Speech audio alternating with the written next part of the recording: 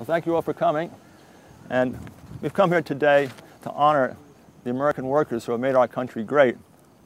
We're also here to address the severe economic crisis that confronts us all. What we have behind us here is a symbol of the death of American manufacturing.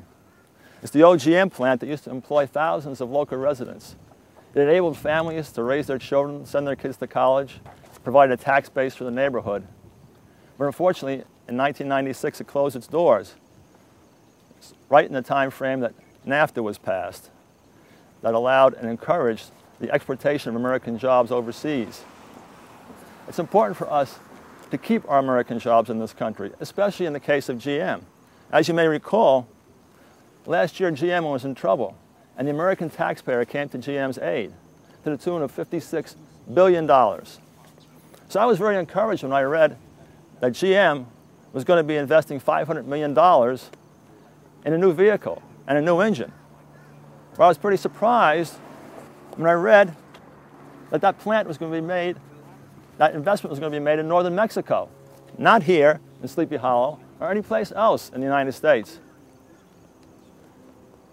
Then I heard that they're going to rehabilitate an old plant that was shut down. I said, wow, maybe that's here in Sleepy Hollow. We could certainly use some GM reinvestment here. But no, that plant is in Indonesia. Ladies and gentlemen, the US Congress supervised the agreement that put your dollars to help GM.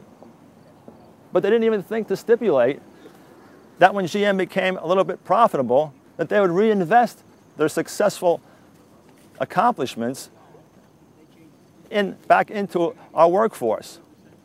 If you elect me to Congress, I'll see to it that the American worker is served and that we don't make agreements with companies that allows them to continue reinvesting overseas while we have 35,000 Westchester residents unemployed and 11,000 Rockland residents unemployed.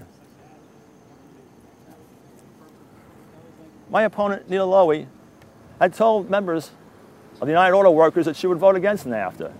But then she voted for it and put millions of American workers out of their jobs.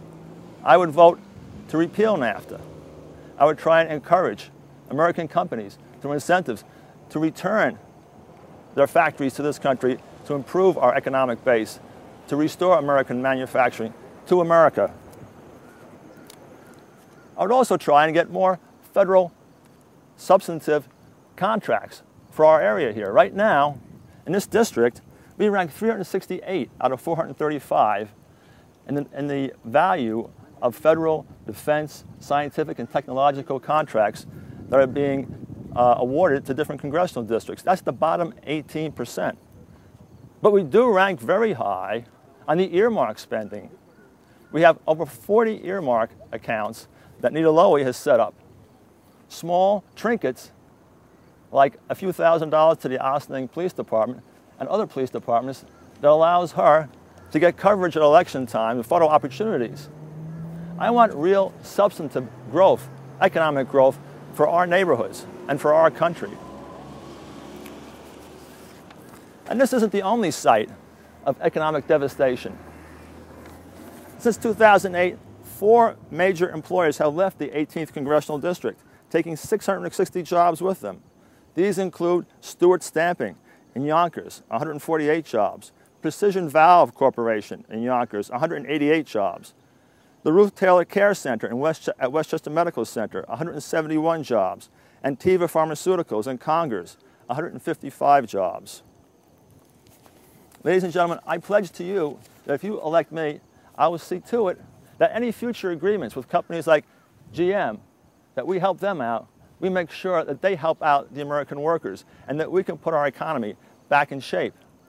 I would also see to it that the H-1B visas are discontinued.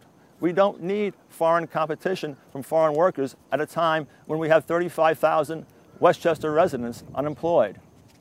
These are some of the basic approaches that I would take to help restore our economy, as well as putting a cap on credit card rates at 15% over the federal funds rate, which is currently 0.25%. I think it's grossly unfair for anyone to be charged over 15% on their credit cards when they're getting less than 1% on their bank accounts.